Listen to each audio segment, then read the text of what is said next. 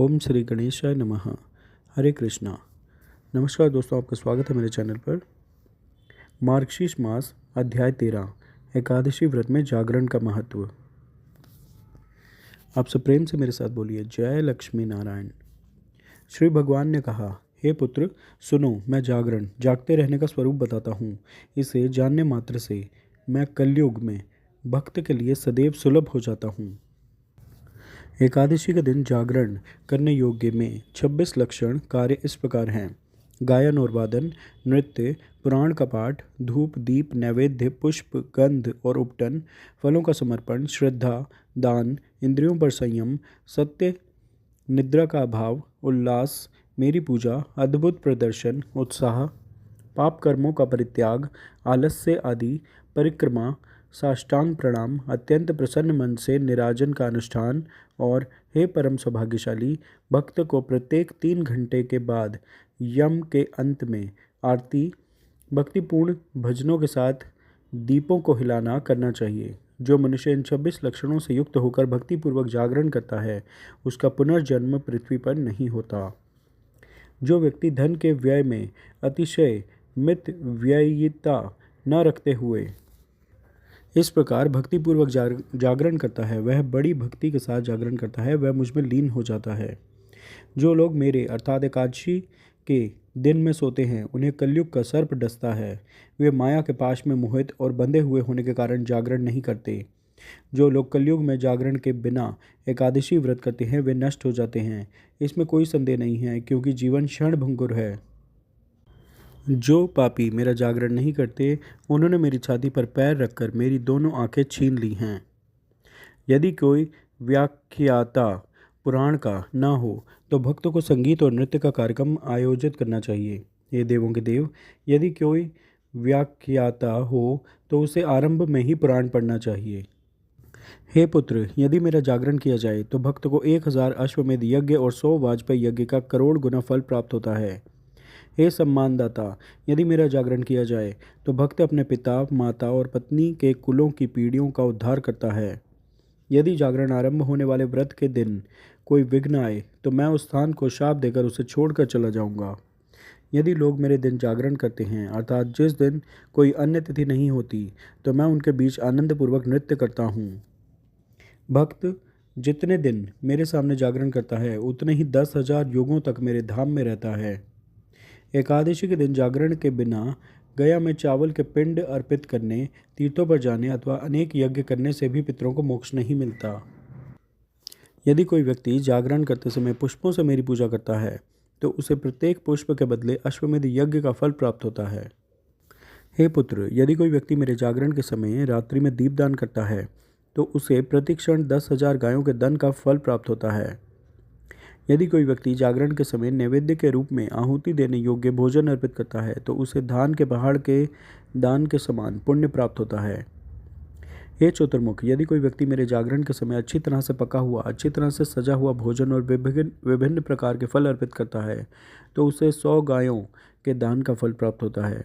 यदि मेरा भक्त मेरे जागरण के दिन कपूर के साथ पान का बीड़ा दान करता है तो वह 7 महाद्वीपों वाली पृथ्वी का स्वामी बन जाता है। हे देवराज, जो मनुष्य मेरे जागरण के समय फूलों का मंडप बनाता है वह मेरे लोक में पुष्पक रथ पर बैठकर विचरण करता है। जो मनुष्य मेरे जागरण के समय कपूर और सुगंधित गोंद के साथ धूप बत्ती अर्पित करता है वह 1,00,000 जन्मों से उत्पन्न पापों को भस्म कर देता है। जो मेरे जागरण के समय दही दूध घी और जल से मुझे स्नान कराता है वह यहाँ सभी सुखों का भोग करता है और अंत में परम गति को प्राप्त करता है। जो दिव्य वस्त्र और विभिन्न प्रकार के फल अर्पित करता है वह धागों की संख्या के अनुसार दीर्घ काल तक स्वर्ग में रहता है। जो मुझे स्वर्ण और रत्नों के आभूषण अर्पित करता है वह 7 कल्पों तक मेरी गोद में रहता है, वह मेरा प्रिय है। रात्रि में जागरण के समय यदि कोई भक्त गाय के दूध से बने घी का दीपक जलाकर मुझे अर्पण करता है तो उसे प्रतिक्षण 10,000 गायों के दान का फल प्राप्त होता है।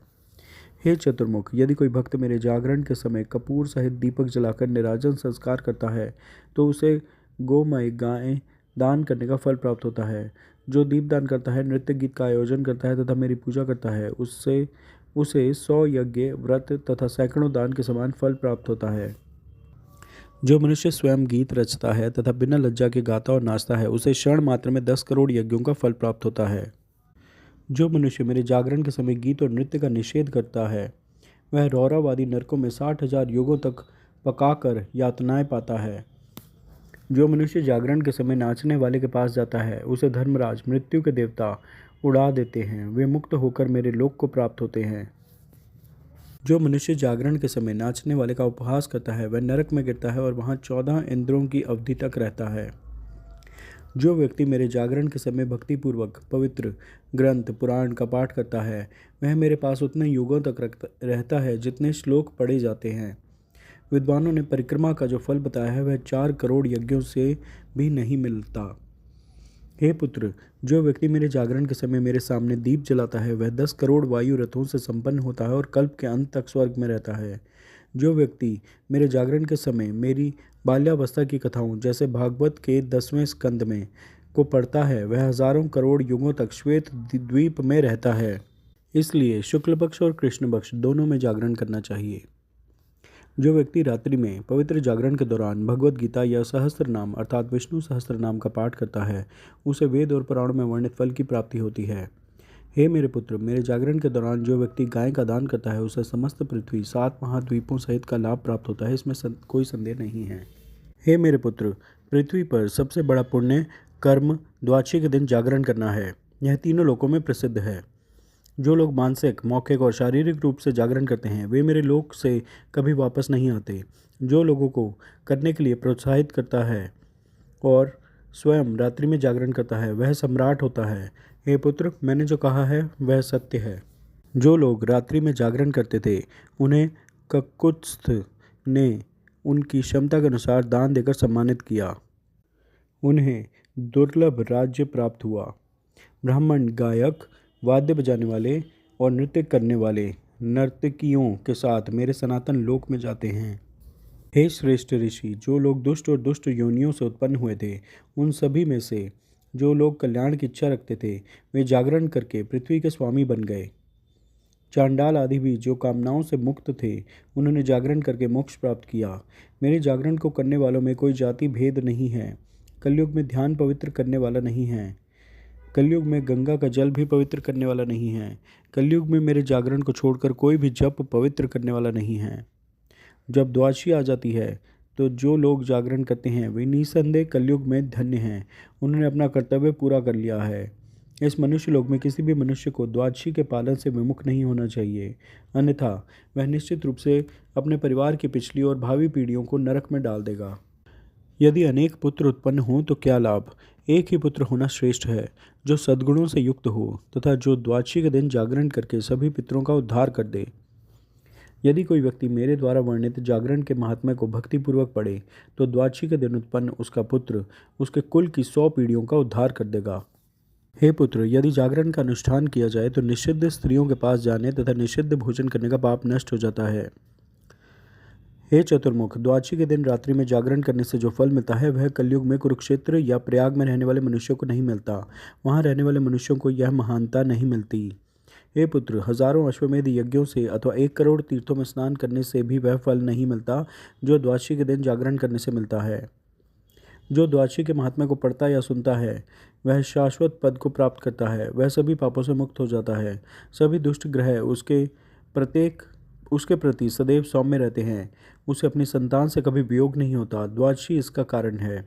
जो व्यक्ति सदैव मेरी महिमा में रुचि रखता है, उसके साथ कोई भी दुर्घटना नहीं होती। युद्ध में तथा राजघराने में वह सदैव विजयी होता है। उसका मन सदैव पुण्य की ओर उन्मुख रहता है।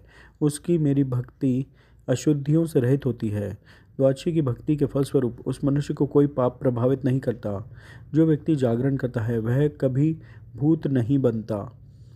जो एकादशी से रहित है, उसे परलोक में कभी भी अच्छी स्थिति नहीं मिलती। इसलिए कलयुग में उस दिन को पूरी कोशिश के साथ मनाना चाहिए।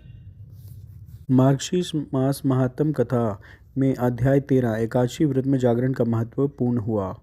आप सब प्रेम से मेरे साथ बोलिए, जय श्री हरि विष्णु भगवान, जय महालक्ष्मी माता। कृपया इस वीडियो को लाइक व शेयर करें व चैनल सब्सक्राइब करें। धन्यवाद। हरे कृष्णा।